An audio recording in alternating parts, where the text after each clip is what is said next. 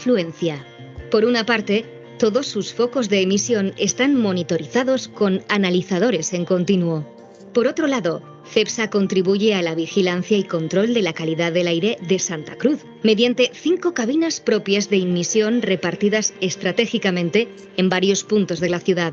Cada una de ellas está equipada con analizadores que miden más de una decena de parámetros ambientales, además de las variables meteorológicas.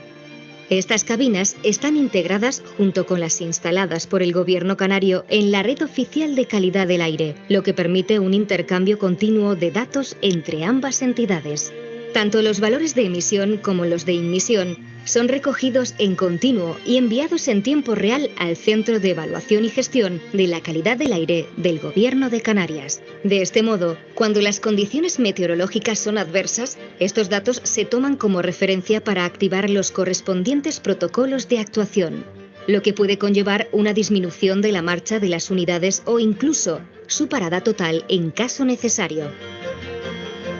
En la planta de aguas residuales se depuran y tratan todas las aguas derivadas de los procesos de refino, antes de reintegrarlas al mar a través de un emisario autorizado por la Consejería de Medio Ambiente.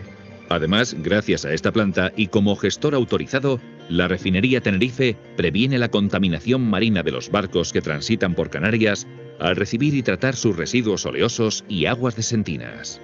Otros residuos como son los aceites usados industriales procedentes de talleres de automoción, concesionarios e industrias de todo el archipiélago son asimismo tratados en la refinería para minimizar su impacto. Tras una fase de depuración, se les reincorpora al proceso productivo con el fin de transformar un residuo peligroso en combustible útil. En Cepsa tenemos un fuerte compromiso con la sociedad canaria, que se traduce en un amplio abanico de acciones de responsabilidad corporativa, de carácter social, deportivo, medioambiental y cultural, en beneficio de la comunidad, con una sensibilidad especial hacia la realidad de las islas, al tiempo que mantenemos un fluido intercambio de información con las autoridades y los medios de comunicación.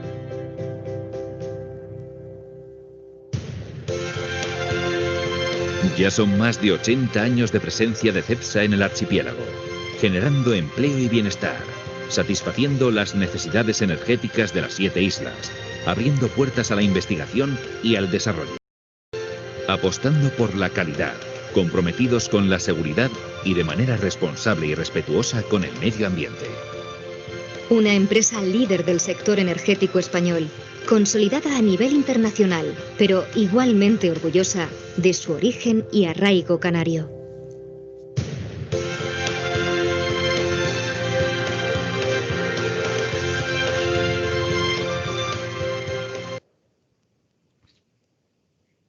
Bien, algunos puntos, como todo, cada vez que usted vea algo, ya sabe que tiene que tomar nota porque puede venir en el examen, pero independientemente de si viene en el examen o no, lo más importante es lo que podamos aprender. Cuando nosotros, por ejemplo, observamos, tomé nota en minuto 9:55. Me voy al 9:55, poquito antes al 9:23, le doy clic. Su conservación en estado líquido. El último eslabón de la cadena es la distribución de los productos refinados, que se lleva a cabo en la planta de carga de cisternas, considerada como la más eficiente de España. Los que se destinan al resto del archipiélago se envían por barco desde el terminal marítimo de La Hondura. Una instalación tan compleja. Bien, vemos la instalación. Aquí podemos observar tanques, podemos ver equipos. Cada equipo va a tener un costo. Estos equipos, cuando se diseñan, están en función de la capacidad de los materiales que van a manejar. De tal forma que en función de eso, de su carga hidráulica, es decir, la cantidad de líquido que procesan, los vapores que se generan, en función se diseñan y por lo tanto van a tener una determinada altura, un cierto número de platos, van a tener un determinado diámetro y podemos observar algunas escaleras marinas, algunos descansos cuando alguien tiene que subir para revisar alguna parte del equipo. Entonces, el costeo de todos estos equipos, finalmente puede haber N equipos y eso, pues, si vamos sumando lo que cuesta cada uno, tendremos el total. La parte fundamental es cuánto cuesta cada equipo y esa es la parte que cuando hablamos de los proyectos o de las inversiones, esa es la parte interesante. Normalmente cuando se cotizan, ya podemos tener un precio más realista. Cuando utilizamos algún software, pues es un cálculo aproximado con un cierto error. Ahora bien, en las instalaciones que podemos ver aquí en la isla,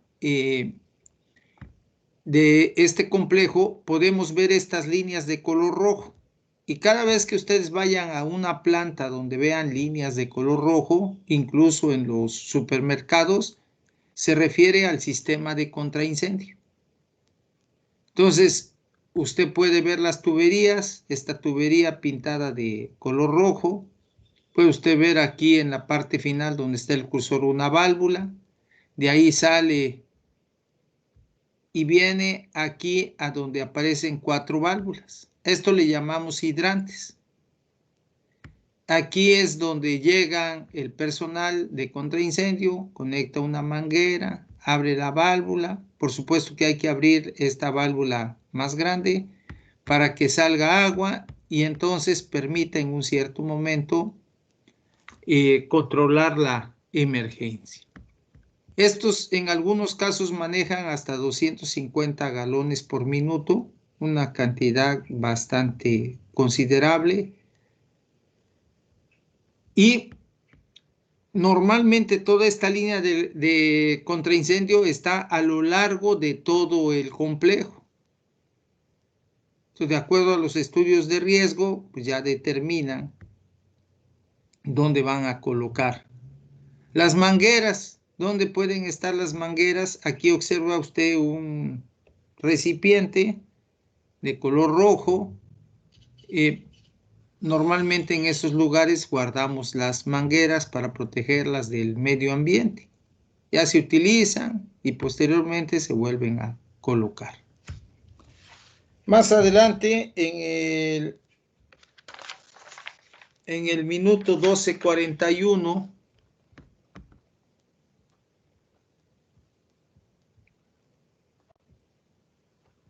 vamos a ir al 12:32. Toda la extensión de la fábrica está equipada con eficaces sistemas de detección y alarma, además de innumerables medios de extinción. Por ejemplo, en este caso tienen un carro donde este puede tener espuma, tiene aquí en la parte superior sus dispersores para aventar la espuma, aquí están las mangueras, lo que llamamos comúnmente un carro de bomberos para contraincendio. Entonces, la inversión de estos carros, por ejemplo, hay algunos que valen a lo mejor $500,000, $200,000, $1,000,000, depende del tamaño, su capacidad, etc.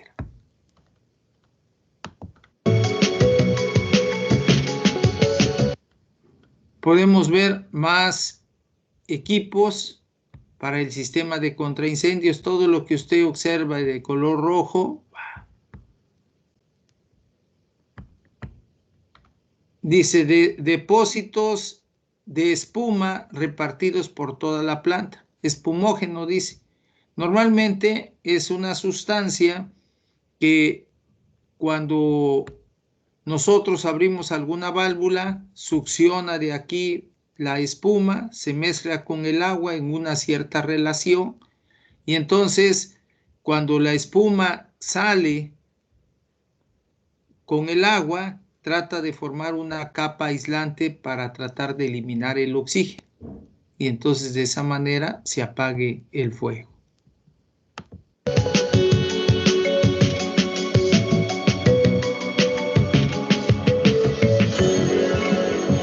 Aquí en la figura anterior podemos ver los monitores. Hace sistemas de detección y alarma, además de innumerables medios de extinción.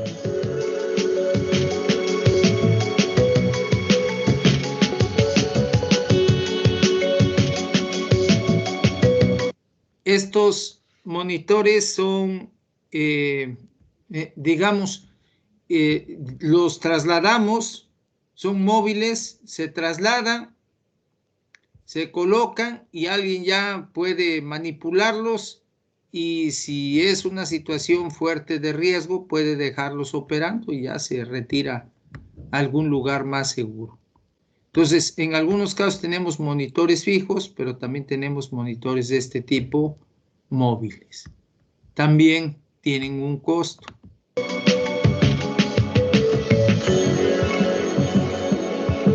Este es el cuarto de máquinas, donde se tienen máquinas de contraincendio. Normalmente cuando falla la corriente eléctrica y hubiera un incendio, pues los motores, si son eléctricos, no van a funcionar. Entonces tenemos más riesgo.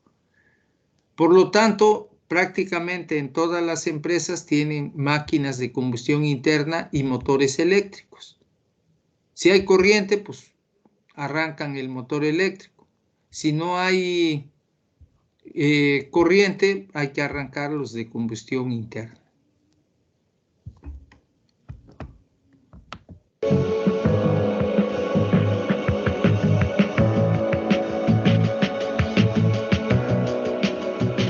Los extintores. Un simulacro semanal permite poner Simulacros, todos estos simulacros también en las operaciones normales van a tener un costo. Una de las partes fundamentales tiene que recibir entrenamiento el personal. Hay una norma en nuestro país que es la NOM 002 STPS 2010, que debemos de tener brigadas de emergencia, darles entrenamiento, y normalmente en las de la región las personas forman parte, o las empresas, de un comité local de ayuda mutua. Aquí en Coatzacoalcos y en Minatitlán está el CRIS, que es otro comité regional, donde se apoyan las industrias en caso de tener alguna emergencia, sobre todo de incendio. Entonces, para prepararse, pues hay que tener mangueras. Pueden ver el diámetro de las mangueras. Normalmente usamos de 2,5 y de 1,5 pulgadas. Son los diámetros que usamos. a prueba la capacidad de respuesta de los efectivos y el estado de los equipos. En él se ven involucrados la Brigada contra Incendios de la Refinería y el equipo de refuerzo, compuesto por trabajadores de todas las áreas, entrenados y formados para servir de apoyo en caso necesario. Existe además un exhaustor. Cuando nosotros vemos este cuarto, en este cuarto observe usted que aquí hay pantallas, está una persona, hay otra persona aquí. Este es el cuarto de control. Desde aquí controlan las operaciones de la planta. Para que se pueda controlar las operaciones de la planta, por ejemplo, hay algunos lugares, aquí observa usted en estas pantallas, en algunos lugares tienen cámaras y están recibiendo información.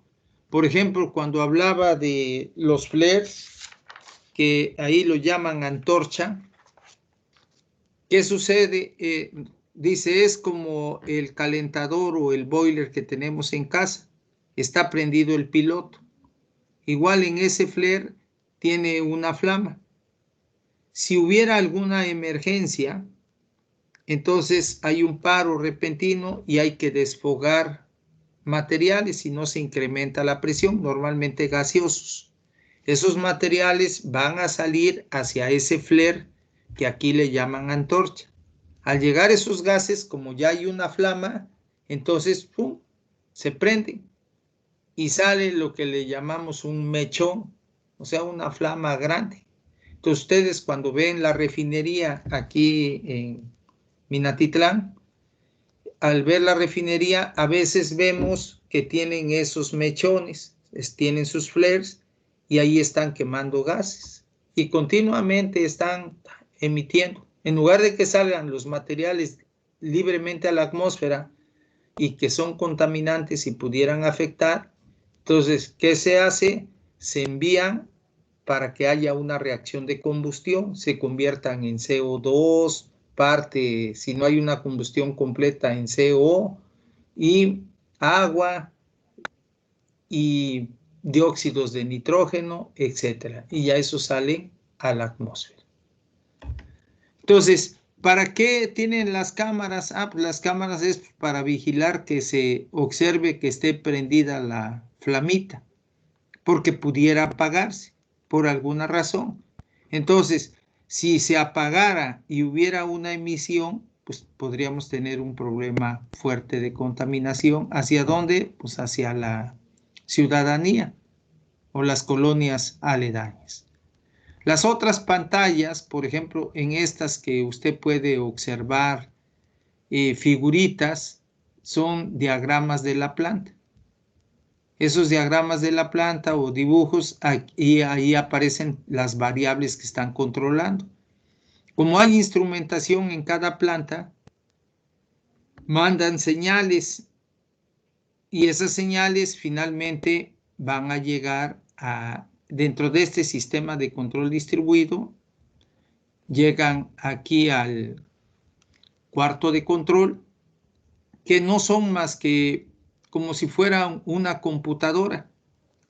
Nosotros en nuestra computadora tenemos tarjetas, vemos el mueble y hay tarjetas. Normalmente aquí en estos lugares las tarjetas de todos estos sistemas se encuentran en estos muebles, los que aparecen así como color grisecito, por ahí deben de estar insertadas las tarjetas y ya de ahí salen las señales hacia las pantallas.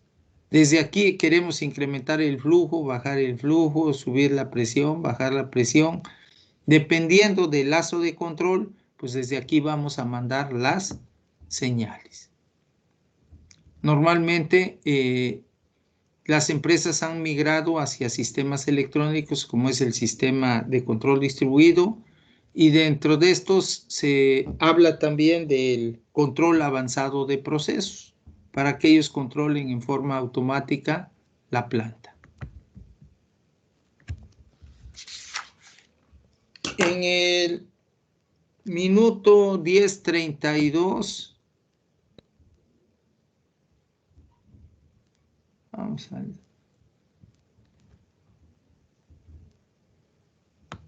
ver. Por ejemplo, esta es una torre de enfriamiento.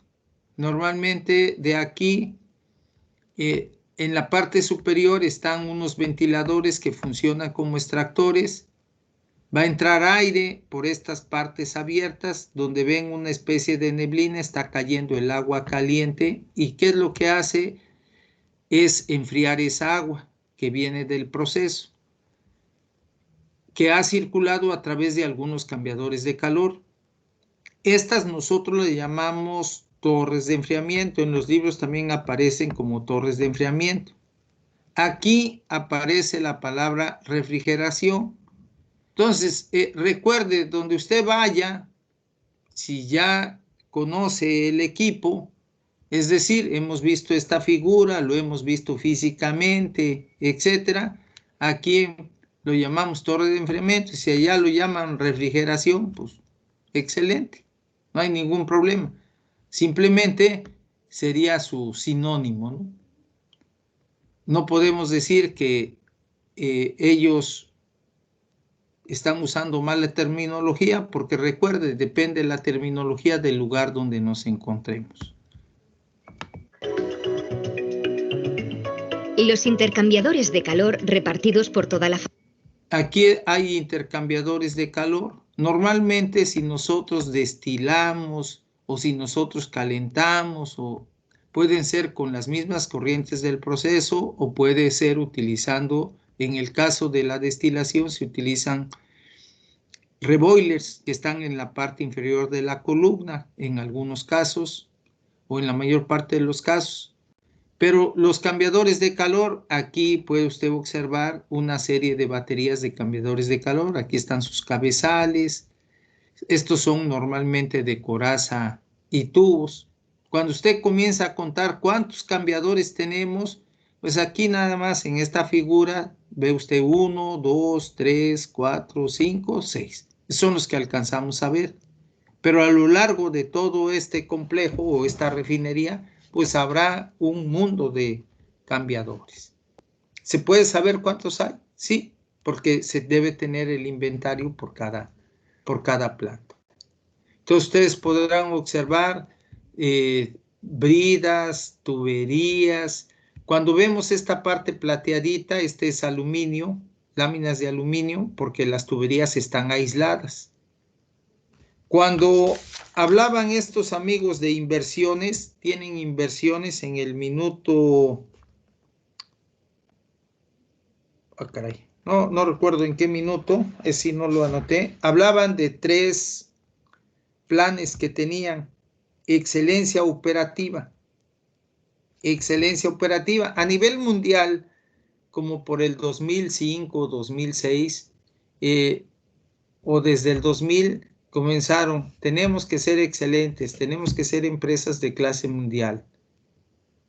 Y muchos decían, el mejor en su clase, ser el mejor en su clase, ser de clase mundial. Es decir, tener los mejores procesos o sistemas en nuestras plantas. Y dentro de esto comenzaron a hablar de la excelencia operativa. Esa excelencia operativa, ese es el término general, pero consiste en diferentes aspectos que se van desglosando. Entonces, invierten en esta parte de excelencia operativa. Otro aspecto que comentaban es la eficacia energética. Entonces, ¿cómo hacer más eficiente nuestros sistemas? Eficiencia energética, o sea, ahorros de energía. Entonces, si nosotros tenemos sistemas que no están aislados, pues vamos a tener pérdidas de energía. O hay algunas técnicas en el caso de cambiadores de calor que se llaman técnicas del pinch point, utilizar corrientes del proceso calientes para intercambiar calor con corrientes frías y de esa manera ir disminuyendo el uso de la energía, eficiencia energética. Y el tercero que hablaban es ahorro de recursos, ahorro de recursos. Entonces, esta parte del ahorro de recursos es lo que siempre hemos hecho en casa, o lo que siempre el sueño de los padres: apaga el foco cuando salgas de tu cuarto. No hagas mal uso de esto, no desperdicies, acábate la comida, es decir, evitar desperdicios. Entonces, esa es la parte fundamental, esos pensamientos, pero hay que traducirlos ahora en la planta. ¿Dónde vamos a ahorrar? Ahorro de tiempo. Hay 7 desperdicios en la cuestión de calidad. Y de esos 7 desperdicios, pues hay que buscar oportunidades para ahorrar. Por ejemplo, cuando nosotros observamos esta nube blanquita, o sea, a lo mejor es derivado de una fuga o algo de vapor. Bueno, ¿por qué? Usted la puede pasar y la observa, no, siempre está. La pregunta es, ¿y por qué está? ¿Cuál es la causa? Ahora, cuando pasa alguien que no es de esta área, pues fundamentalmente a lo mejor podrá reportar que hay algo anormal. Pero ¿a quién le interesa que esto se mejore? Pues a las personas que estén en esta área. Es como en nuestra casa. Si en nuestra casa está sucio, ¿A quién le interesa que esté limpio? Pues los que vivimos en la casa. Alguien puede llegar y decirnos, oye, tu casa está muy sucia. Pero, así, y no hago caso. ¿Por qué no hago caso? Porque no me interesa. ¿Por qué no me interesa? Mis razones tendré. Pero la idea fundamental, ese tipo de pensamientos aplicados a la cuestión industrial deben de cambiar. O sea, tengo que mostrar interés y para eso pues tengo que investigar qué podemos hacer pues para eliminar esta nube de vapor. Esa es la idea, al igual que en la casa, ¿no? Dice alguien, a lo mejor a alguien no le interesa, pero a lo mejor a su papá sí le interesa y por eso le dice, arregla tu cuarto, haz esto, haz aquello. Y sus razones van a ser válidas. Igualmente en la empresa, cuando alguien nos dice algo, porque hay principios, hay valores, hay algo que ya establecieron. Entonces, si queremos seguir permaneciendo en esa empresa, pues más vale que hagamos lo que nos corresponde. Entonces, la parte de buscar las oportunidades de ahorro de recursos. Y cuando nosotros seguimos viendo equipos, lo de la antorcha estaba en el 1350. 13.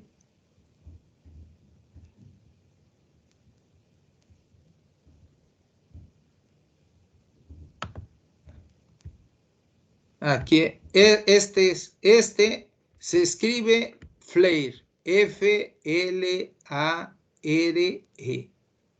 flare. Entonces, en esta parte superior, aquí en la salida es donde se ve la flamita. Es como una pequeña torre donde le van a llegar los vapores por la parte inferior, ascienden, se prenden y entonces vamos a ver la flama. Entonces usted podrá observar esos flares cuando llega al tecnológico y de repente ve algún flare prendido ahí hacia la refinería, en dirección a la refinería, ¿sabes? Son estos.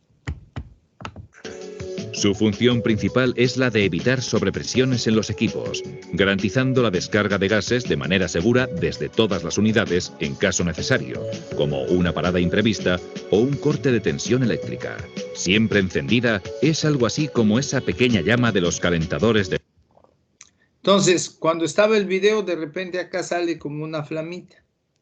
Es eso, está encendido. gas domésticos, pero claro está, a gran escala.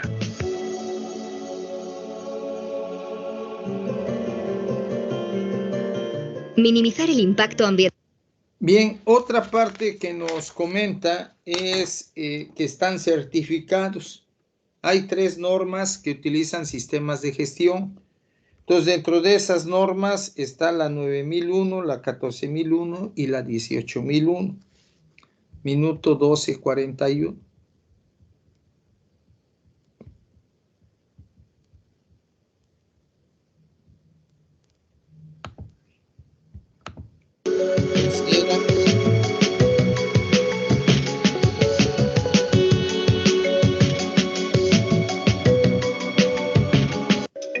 Todas las unidades son monitorizadas a través de la sala de control. No anoté el minuto exacto, pero la idea fundamental cuando nos hablaba de ISO 9001, ISO 14001 e ISO 18001, pues hay que invertir. Como hay que invertir, ¿qué quiere decir? Alguien nos va a certificar. Tenemos que generar todo un sistema. Y para generar todo ese sistema, necesitamos hacer inversiones para cumplir con estas normas. Entonces, cuando nos habla de la ISO 9001, ahorita la norma actual salió el 15 de septiembre del 2015. Está referida a los requisitos de un sistema de gestión de la calidad.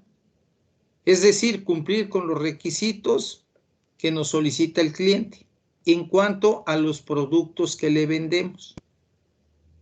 Esa es la idea fundamental. Entonces, esta es la de calidad. Habla en la cuestión ambiental, está la ISO 14001-2015. La versión más actualizada es la del 2015, salió el 15 de septiembre del 2015 y es Sistemas de Gestión Ambiental, requisitos con orientación para su uso. Una de las ideas fundamentales es que en las empresas tenemos que cumplir con lo que pida la legislación en cuanto a los aspectos ambientales, es decir, control de los contaminantes.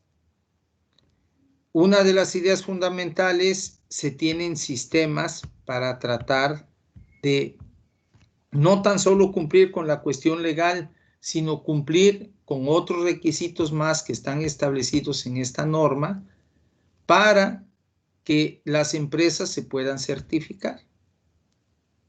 Y esa es la parte interesante. Y por último, hablaban ahí de la ISO 18001. Entonces, esa salió en el 2018. Aunque hablaban ellos de la ISO 18001, perdón, no ISO 18001, de la OSHA 18001. Esa ya fue sustituida por la ISO 45000. Entonces, ahorita las empresas están en transición tratando de cumplir con esta norma para certificarse.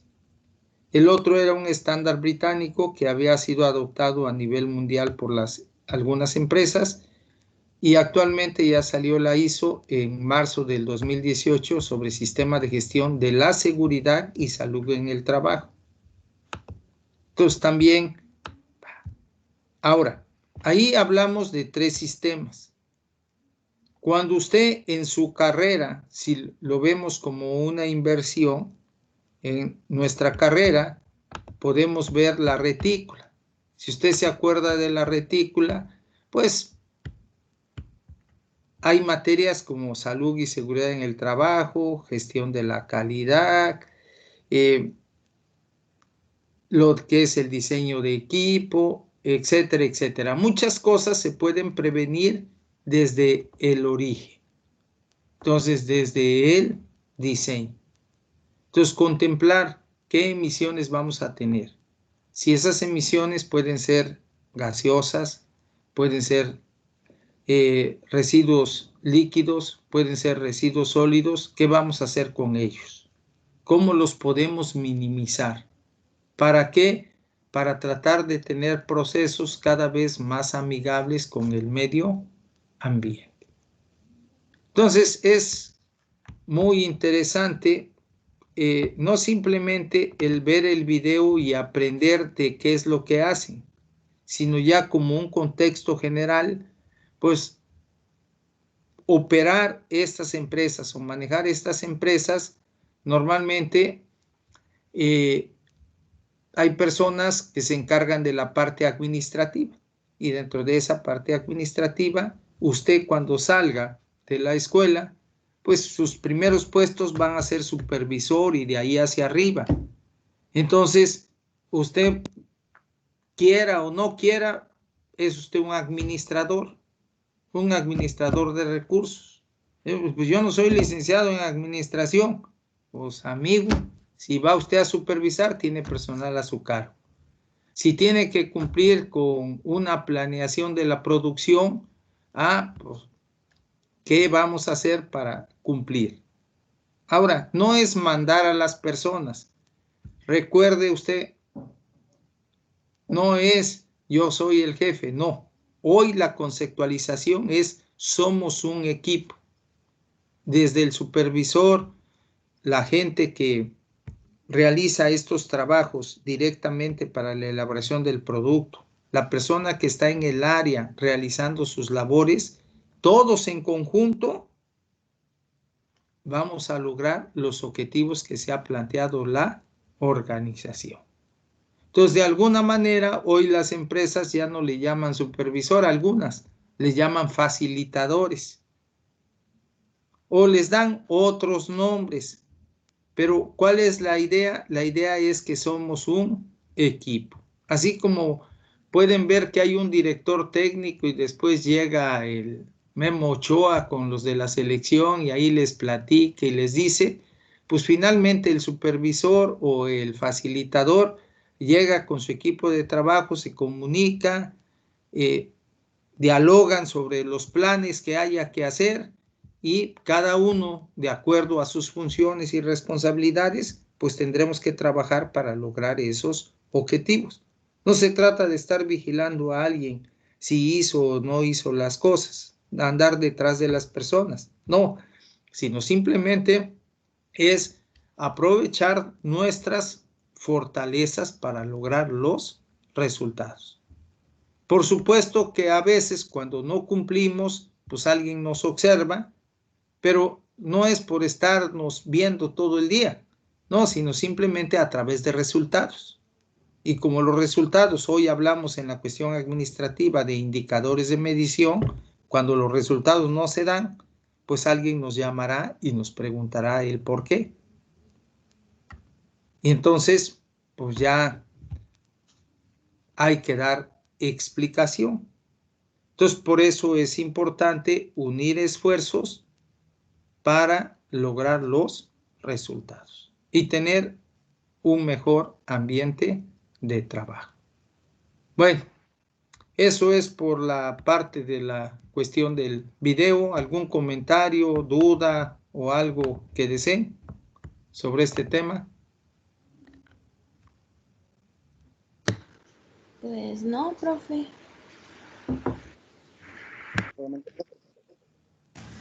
No, profe. Bien. Bueno, yo sí, el video no era para balance. Es que creo que aquí somos diferentes personas a las que estamos en balance. Sí, pero a ver, usted dígame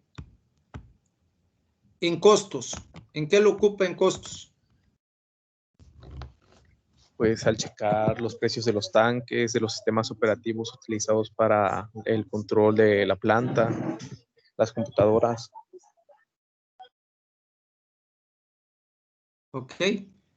Entonces, una de las partes fundamentales es, ¿recuerda usted la tarea que hicimos sobre la instalación de un tanque de agua y la distribución? ¿Se acuerda usted de esa tarea? Sí. Ok. En esa tarea, pues dice alguien, bueno, ¿y yo para qué quiero saber precios? Si yo soy ingeniero químico y no, pues, porque finalmente no quiere decir que usted no tenga que costear. Cualquier proyecto tiene que costear o alguna parte que corresponda. En el caso de la tubería, pues alguien puso tubería de media pulgada, de 3/4, de 1 pulgada. Entonces, ¿cuántas tuberías vemos en la planta? Vemos tuberías de diferentes pulgadas, de diferentes diámetros. Va a haber diferentes materiales. Entonces, eso hay que costearlo, por supuesto. Va usted a ver racks de tuberías. Cuando hablamos de el costeo de una bomba, el costeo de un cambiador de calor, cuando usted observa y ve, pues hay cambiadores de calor, va usted al laboratorio de ingeniería química y, digamos, son de juguete. Va usted a una planta, y lo ve más grande. Va usted a otra planta y ve unos cambiadores gigantes. Y la pregunta es, ¿por qué? Porque depende de los flujos que se estén manejando. Va a tener un diseño y por lo tanto es más grande, pues su costo va a ser mayor. Ahora, lo tengo que cotizar. Entonces, para eso, ¿qué tenemos que hacer? Tener especificaciones de equipo. ¿Cuántos tubos? ¿De qué diámetro los tubos? ¿De qué diámetro la coraza? ¿De qué? Y ahí va usted. Y ya después de eso, ¿quién lo va a cotizar? Pues el área de compras. ¿Con quién lo va a cotizar? Le va a pedir a algún proveedor y ese proveedor tiene que ser alguien que haga cambiadores de calor, ¿verdad? Que le pueda dar lo que usted le está solicitando, porque tiene los conocimientos, los recursos, etcétera, etcétera, para hacerlo. Entonces, ya usted, cuando va relacionando todo, finalmente no hay materias separadas.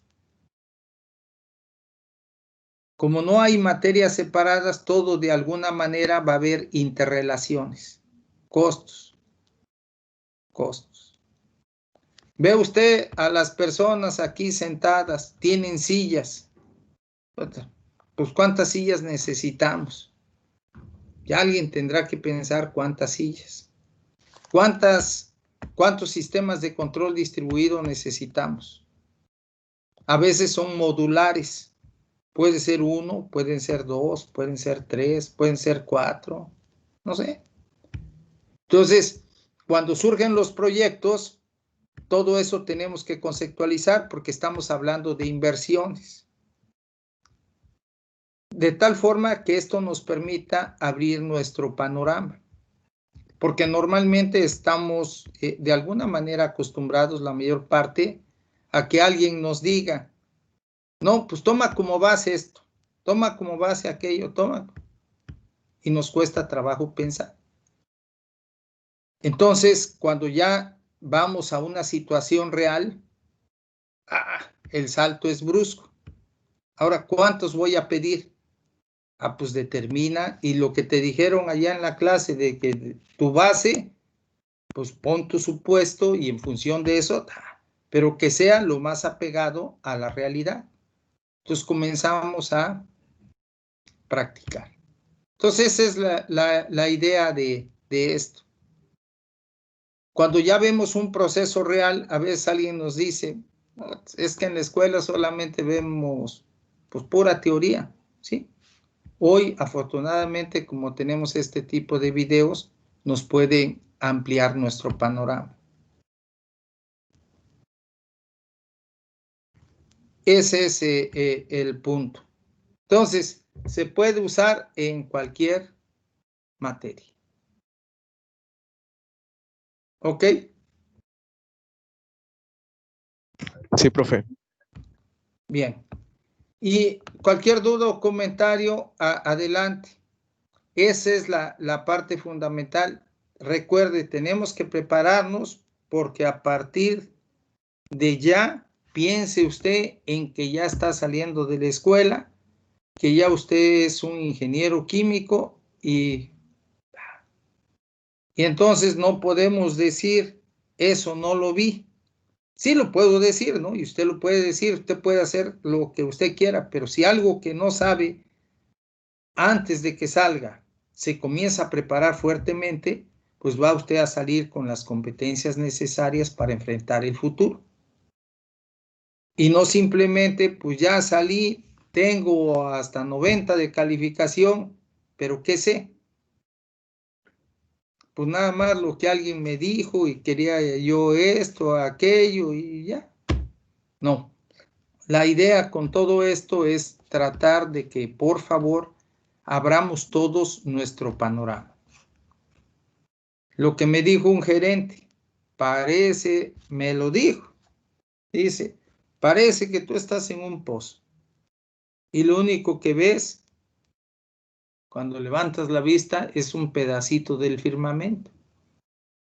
Entonces dice, debes de salir y ver que existe una inmensidad del firmamento. Por lo tanto, y en otra ocasión me dice, nada más porque no soy ingeniero químico, sino ya verías. Él era ingeniero mecánico, era muy buen administrador, muy analítico. Y era una persona también que cuando decía algo, tenía todo. Entonces, tenía razón el señor. Yo a veces veía las cosas, como él decía, pedacito del firmamento, ¿no? Y hay un mundo de cosas. Ya después, cuando comienza uno a salir, a ver, y ve uno que hay muchos lugares mucho mejores que los que estamos, hablando en la cuestión de la industria. Entonces puede uno ver, si aquí está mejor, de aquí me llevo esto, de aquí a aquello, etcétera, y vamos haciendo cambios en los lugares que estamos. O sea, porque vamos aprendiendo. Entonces, ese es finalmente parte del mensaje. Pero recuerde, lo más importante es ser feliz. Ok, y en la parte de los apuntes, en los 3 minutos que nos hacen falta, recuerdan ustedes que en los apuntes nos hablaba de inversiones y les decía yo en la número 2, en la unidad 2 prácticamente vimos los conceptos. Entonces, colocando los apuntes, la pregunta sería, ¿alguien leyó los apuntes? Parte de los apuntes. No, profe. Entonces, cuando vemos aquí, recuerda, inversión fija de capital. Por ejemplo, ¿cuál es el proyecto hoy en nuestro país más fuerte? Hay varios, ¿no? A nivel gobierno. El aeropuerto de la Ciudad de México, que está en construcción. La refinería de Dos Bocas. Entonces, en esa refinería de Dos Bocas, pues prácticamente hay una inversión, va a tener un costo. Entonces, terreno, construcciones, maquinaria y equipo diversos y todo lo que conlleva. Entonces, el objetivo de este video, parte es, hay una refinería en Dos Bocas, ¿esa con qué va a funcionar? Una de las ideas es utilizar, bueno, me voy a informar más, porque pensaban utilizar ellos en las calderas carbón en lugar de utilizar algún otro tipo de combustible, pero voy a checarlo bien. Pero la idea fundamental es, hay una inversión en esa refinería. ¿Cuánto es? No he escuchado el costo. Si usted llega a escuchar o llega a investigar cuál va a ser el costo de la refinería de Dos Bocas. Entonces, es inversión. ¿Quién está haciendo la inversión? En este caso, el gobierno. En el caso de Braskem Idesa, la inversión, ¿quién la hizo? Braskem e Idesa, y esa sí salió en los periódicos que era aproximadamente 4.500 millones de dólares. 4.500 millones de dólares. Un mundo de dinero. Entonces, porque hablamos de inversiones. Entonces, prácticamente el capital de inversión, por ejemplo, capital de inversión se caracterizan por ser aperiódicos, o sea, sin periodo. Se producen solo una vez a lo largo de la vida del proyecto o a lo sumo un pequeño número de veces. Bien, entonces ya mañana continuaremos con esta información. Por favor, léanlo y continuamos mañana. Pero también como libertad de expresión, recuerde, si no le es de utilidad la información, últimamente estoy usando la técnica de los japoneses. Le pido disculpas. Y es más fácil pedir disculpas que a veces tratar de dar ciertos puntos de vista. Pero la idea es, todo va enfocado a la carrera. Muy bien. Que tengan excelente día, que Diosito los cuide y los proteja hoy y siempre. Que tengan excelente día. Gracias. Igualmente. Gracias, profe. Gracias, profe. Igualmente. Gracias, profe.